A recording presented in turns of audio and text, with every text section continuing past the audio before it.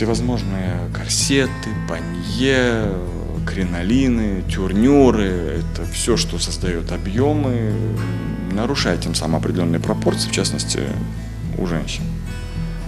Подчеркивая линию талии, линию бедра, груди. Перед нами комедия, так тут надо было массу других нюансов подчеркнуть. Поэтому вот так вот рождались эскизы, изучая, безусловно, первый источник, так скажем, то, что было изначально в ту эпоху.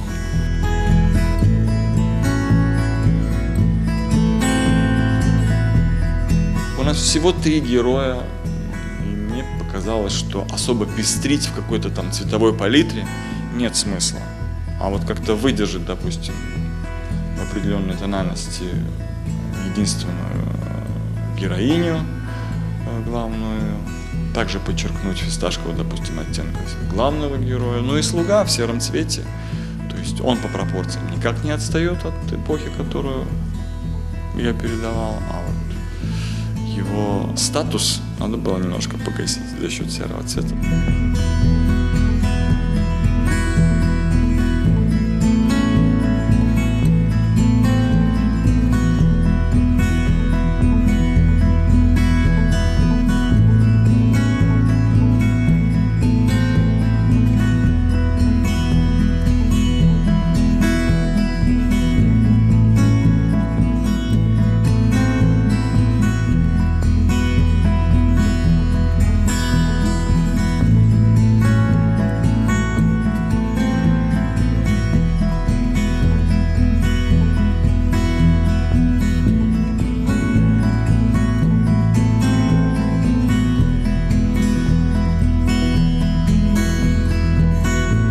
Я бы хотел стилизованную одежду.